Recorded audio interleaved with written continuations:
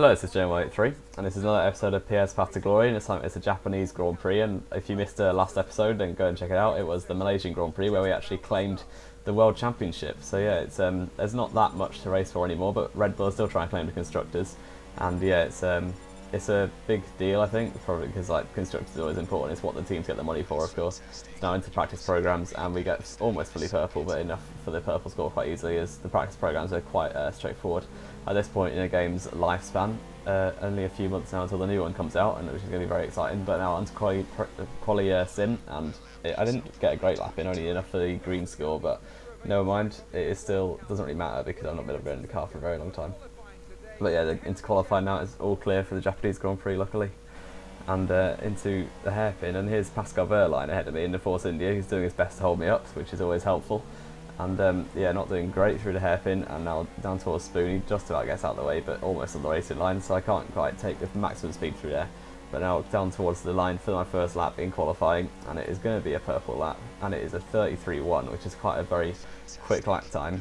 And the Red Bull obviously suits this Japanese track very, very well. You saw in the Red Bull domination years, Vettel basically won it every year for about 5 in a row, I think. But then onto the next one, it isn't actually very good, but still it's enough for first place. It's that lap was about 3/10 slower, but my first lap was good enough for the pole position. And yeah, the results then: Verstappen came second, so it's a Red Bull front row, followed by the two Ferraris with Vettel ahead of Kimi Raikkonen.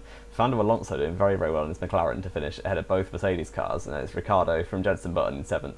Kevin Magnussen also doing well to get ahead of Hamilton, with Nico Kari rounding out the top 10, with Carlos Sainz just missing out, which might help him with the free tyre compound, but we'll have to wait and see for that one. And yeah, the bottom 11 then, Jolyon Palmer in 12th, with the two Williams of Bottas and Hülkenberg underperforming quite a lot. And then George Russell and Esteban Ocon next in the Manners in 15th, 16th with Leclerc, Perez, Grosjean, Pascal Wehrlein, who do his best to block me in 20th, with the two Salvas running up the grid half a second off the next best people. So yeah, let's get into the race. And a very warm welcome to the Japanese Grand Prix, an event that has decided a Drivers' Championship 11 times over the years, and has hosted some very memorable races as well. Who can forget Kimi Raikkonen's win from 17th on the grid in 2005, or Kamui Kobayashi's incredible drive to a podium in 2012. So race strategy, it looks like quite a straightforward two-stop. It's going to get a bit cloudy towards the end of the race, so there could be a chance of rain, but it's quite unlikely. But yeah, we're going to be starting on soft tyres that we qualified on, and going into mediums and hards. But now onto the 5 red lights for the Japanese Grand Prix. From pole position, Max Verstappen alongside, and that's away we go for the Japanese Grand Prix. And it looks like a decent start, and Verstappen hasn't got a brilliant one, so it looks like we're going to be straight up into the lead, into turn 1. And yes, we are, we hold the first place, and then there's a yellow flag behind. I'm not quite sure what's happened there, we'll have to have a look on the replay in a moment. But yeah, I've got quite a nice gap already over Max Verstappen through its S section now. This is where the Red Bull really thrives with its high downforce. So yeah, very, very nice to drive with the Red Bull. And yeah, I've already got like a second lead over Max Verstappen. I think it's still the two Ferraris in 3rd and 4th, but they'll be hoping to challenge the two Red Bulls for the victory perhaps. But yeah, you just see the gap that we have over Verstappen already. And here is Sebastian Vettel challenging Max Verstappen for 2nd place on the end of lap 1. And Vettel goes up the inside, he forces Verstappen off completely there, which is quite a dirty move from Vettel, but never mind. And now onto the end of lap 2, and yeah, you just see the gap that we have already. And yeah, a fastest lap straight away, and we have a big gap over Sebastian Vettel, Max Verstappen and Kimi Raikkonen, who are all battling. There it is, the gap. And Verstappen's actually coming back at Vettel now, and Kimi Raikkonen's going to try and take advantage here. But Verstappen forces Vettel off, like the backhanded, he returned the favour a lap later from what Vettel did to him. But now Raikkonen's looking to the outside of Vettel, and Ferrari's are side by side through the S section. Very, very difficult to run side by side for long through here. But Vettel and Raikkonen are managing it, putting on a show for the fans, and now Vettel has just about got the position back into 3rd place. But now Verstappen is into the pits on the end of lap 2. This is very, very early. And it must, surely it's nearly on for a 3-stop race, which sort of takes him out of the equation. Yeah, he goes on to soft tyres, so that's definitely a 3-stop race for Max Verstappen. And Kimi Raikkonen, and Kimi Raikkonen and Lewis Hamilton are in as well. I think this is 2 laps later after Vettel came in the previous lap. So Raikkonen also is onto soft tyres, so that means he's on a 3-stop as well. But Lewis Hamilton behind is onto hards. So let's have a look at the replay of start then. But Raikkonen and Verstappen have bottled the strategy completely, and they're probably going to be out of it now. And I'll replay the start. I got a nice launch. Alonso gets a good launch compared to the 4th place Ferrari, I think it was Kimi Raikkonen. And up the inside goes Ricciardo, so it's almost 3 wide. And Ricciardo and Raikkonen make a little bit of contact. And Ricciardo actually takes position, so does Alonso. And Jenson Button gets forced out back down to 7th. So Raikkonen did well to recover from that. I'm not sure how he got past both those cars at lap 1. But now here's around through Bottas, and I think we'll see the contact with just someone in the gravel. I'm not quite sure who it was, but there's his teammate up ahead going for the move, and he actually spins off the side of the runner for Magnussen. So that was Hulkenberg going in too deep into turn 1, hitting the side of Kevin Magnussen. Here it is from Hulkenberg's point of view in the helmet cam that he's been using this season. But now he gets a good start compared to his teammate and it's Julian Palmer, actually, not Kevin Magnussen. My apologies. Oh yeah, Hulkenberg goes diving into turn 1 and gets caught on the side of Palmer and can't really do anything about that apart from maybe he shouldn't have dived in. But nevertheless he does, and now he's spun around. It's going to be very difficult for him to salvage anything from this race now. But now onto lap 6, and I'm going to go into the pits this lap. But now my tyre's gone, so a bit disappointing about that. But we're quite close to the pit lane, so it didn't make a massive difference. But still, I got a puncture on 76%, which sort of just shows the problems with this game, especially for like league racing, when you're on 76 and you get a puncture, and some people can take it to 97, which has happened once in AOR this season already. But it was my teammate, so it's all right. We're coming to the pits onto medium tyres, and yeah, decent pit stop. I think 2.4, and we're going to come out. Just it should be around Max Verstappen, as he will have got the undercut on those soft tyres, but he was also in traffic, so I'm not quite sure where it's going to be in relation to him. But Verstappen is there, he is on the minimap. You can just see him coming down the straight, and it's going to be very, very close. Here's the Force India going past me, and next car is Verstappen, but we just about have the advantage over my teammate Verstappen. But now Pascal Wehrlein's ahead of me into the hairpin section once again, as he was in qualifying. We go diving up the inside, a little bit of contact, force him wide, and just sort of give him some payback for what he did to me in qualifying. But Verstappen actually takes advantage there, disappointingly, and takes back the position over Pascal Wehrlein, and is right behind me now. I'm going to leave him the space. He's going to try and challenge me into spoon. I've got a break early on the inside, but Verstappen goes diving around the outside, and it's going to be side by side now towards down the back straight over the bridge. But Verstappen's had a much better exit, and it looks like he's going to be able to hold the position now. On those soft tyres, they've really got a better traction on exit, and it looks like he's going to try and hold it down towards 130R now. We're surely not going to be running side by side. This is going very, very close, and there's a car behind it. It's Wehrlein again. He's trying to put his nose in, but he doesn't quite manage it. But Verstappen has taken my position, unfortunately. We might try a switch back here, but Verstappen is defending very well, as he would, because he is one of the best defenders in Formula 1, in my opinion. But still, we have the DRS now, down towards turn 1. This should be quite a straightforward pass, as the DRS is too ridiculous on this game. But we go straight past him down towards turn 1. Vettel sets fastest lap behind us. We actually go deep into turn 1, brake too late, onto the outside, the artificial grass on the outside of the track. And Verstappen's forced me off there. He's absolutely banged me off, and that means I'm going to be on the grass. Lose positions to Wehrlein, Grosjean, and Lewis Hamilton. So Verstappen lost a position to Wehrlein as well, but he's probably going to make that one quite quickly. But now into the hairpin, I'm going to diving up the inside of Lewis Hamilton and Romain Grosjean. But Grosjean is going to hold it around the outside, very well done to him. On those hard tyres in the Haas, he probably shouldn't be able to fight us very well, because the Red Bull is the fastest and the Haas is one of the slow cars on the grid. But still, he does, and Grosjean does very well there. So Verstappen, yeah, I'm not quite sure what he was doing. We're trying to win the constructors, and he's still like being very, very forceful, just banging me off at every corner. And yeah, but never mind, Verstappen is still only just up the road, still behind the Force India car.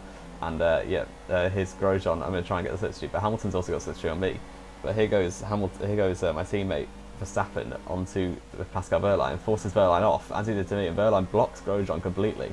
So that's 2 for the price of 1 there. It goes straight past the pair of them, and now we can pressurise Max Verstappen again. This is only 1 lap later from when he banged me off at turn 2. But now I'm not going to make the same mistake again, hopefully. Get the DRS open. There's a few cars in the pit lane, so you gain a few positions. But this time we go for the outside. There's not much room there, but if I have the outside line, it should mean I don't mess up my braking this time. But we brake early to make sure we get it turned in for the corner and stay on the track, and that is exactly what we do. So we're now ahead of Max Verstappen once again, and this is the lead. This is the leaders. Carlos Sainz currently leading from Valtteri Bottas, who both haven't pitted yet, from George Russell, who also hasn't pitted, doing very well in the manor in 3rd. And here is Charles Leclerc and Sergio Perez in 4th and 5th, and there is me as 6th. And these are the 2 cars we've got to catch up now, and everyone will be on a 2-stop who isn't stupid. So Verstappen, talking of which, comes into the pits for his 2nd stop already on lap 10, but now we are going to pressurise Sergio Perez, and you can see the speed of that Force India. It might be very slow in the corners, as we're about to demonstrate by going straight up to inside, but the speed of the Force India is ridiculous. We saw him get a very good result in Monza, as he basically just straight lines and overtakes everyone down the straight. And yeah, but everyone will be on 2 stops, so it's not imperative that we overtake these cars, as we're now trying to get past Charles Leclerc in his Haas, and he's doing pretty well. He got a few points earlier in the season in Singapore, after he had that amazing win in Britain in the Ferrari team. But yeah, he's looking to do well in his Haas to try and prove everyone that he's still good and can't just win in a good car. But you know, I've tried to do an undercut on him, but in doing that I actually just ran off the track at the Degners, go straight into the gravel, and Sergio Perez has actually got past me, so that's disappointing. But as I was saying, everyone will be on a 2-stop, so I don't need to overtake these cars, but it's pretty helpful for my progress, because the likes of Sainz and Bottas are quite far up the road, so they might be challenging me towards the end of the race. But here is Sergio Perez going up the inside into the Castillo triangle, and that is exactly what we do. No contact made, and here is we're going to try and pressurise the a Haas car still of Charles Leclerc, who's doing very well to keep it ahead of me right now. But onto the very next lap, and I think he's going to be pitting this lap. He is on the hard tyres, so they only go about 11 or 12 laps, so it makes sense for him to pit this lap or next lap. But yes, he just about comes in, almost brake checks me there, which would have been pretty disappointing. But yeah, we've set quite a slow lap just because we've been stuck behind the Haas car. But now this is the gaps. I'm currently leading from the two Mercedes and Hamilton ahead of Ricciardo. And Carlos Sainz, after making his pit stop, is still in 4th place, ahead of Valtteri Bottas and Jolyon Palmer up in 6th, with Nico Carey in 7th. And now on to lap 17, nothing else really happened for the rest of that stint, as you can imagine, as I was already leading by quite a big gap. We're going to cling into the pits now on lap 17, onto the hard tyres, I think, with 9 laps to go, so I've stretched the mediums reasonably far, which means I've got Leicester on and hards, as they are pretty disgusting to drive on. But yeah, the car going past there, I think, is Carlos Sainz and Valtteri Bottas. And yes, it is his Sainz leading once again on his hard tyres, with Valtteri Bottas in 2nd, and I'm going to be coming through out the pit lane in 3rd place.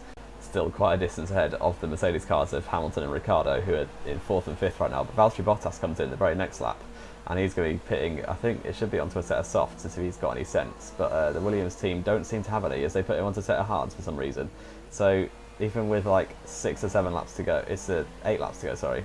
But Valtteri Bottas decides that hards are the best option, even though mediums are probably better than hards, and softs, you could probably stretch them to the end from here, but if not, the mediums are definitely the good option. But he decides not to take it. But now Carlos Sainz is still going out. But I've set 2 purple laps in a row now, just trying to catch Carlos Sainz, because just in the case he tries a 1-stop, which is just about possible, but no, he doesn't. He comes into the pits at the end of lap 22. And I think the Toro Rosso team are going to put him onto a set of softs with only about 5 laps to go. So yeah, Carlos Sainz has much more strategical sense than Valtteri Bottas does, as he goes onto a set of soft tyres. And here is the gaps. I'm currently leading by quite a large margin to Lewis Hamilton, with Daniel Ricciardo in 3rd place, and there's Carlos Sainz in 4th, not too far behind Ricciardo. So if he's got a lot of pace, which he does, as he's proven this season with 3 podiums so far, he's going to try and pressurise Daniel Ricciardo for the final spot on the podium. But here's Pascal Wehrlein, who, after blocking me in qualifying and in the race, he's now got an engine failure, so I think that's karma. But then this is Sainz now overtaking Daniel Ricciardo for the final spot on the podium. This is the very last lap of the Grand Prix, and he's pulled a little gap. But now through the Casio Triangle for the final time, the 27th lap of this Japanese Grand Prix, and we're coming down towards the line for the victory in the Japanese Grand Prix. It's another win for Pierre Gasly.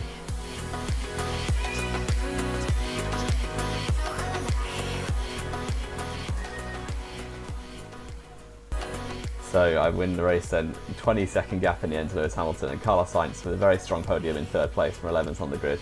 Daniel Ricciardo in 4th, not matching his teammate very well, with Valtteri Bottas doing quite well to get 5th.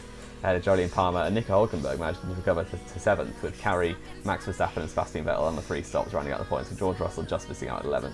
But then Charles Leclerc in the Haas not doing too bad in 12th, ahead of Jenson Button and Kevin Magnussen, who both tried 3 stops, which didn't come to success, with Sergio Perez beating Kimi Raikkonen very well onto him, with Romain Grosjean, Alonso, Will Stevens, Esteban Ocon rounding out the lead lap cars, with Giovinazzi being lapped and Pascal Wehrlein not finishing. And there is a Drivers' Championship. There's quite a tasty battle for second between Verstappen, Hamilton, Ricciardo. You could even put Raikkonen in there. And Carlos Sainz is still ahead of Sebastian Vettel, just showing how much he's bottled it. And the Constructors' Championship, I believe, can be won at the next race. They have a very large gap to Mercedes right now, and Toro Rosso also doing very well in 4th, very strong 4th place. But yeah, that is the championships for you and the results. And yeah, if you like this video, leave a like on it. Subscribe if you want to see more. This has been JMY83, and I will see you next time.